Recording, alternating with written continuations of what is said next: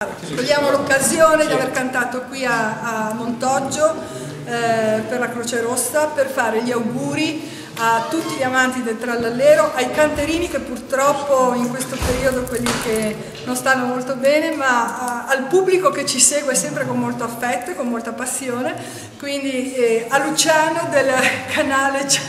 Channel Trallallero, buon Natale a tutti, buon Natale dal gruppo Spontaneo Trallallero.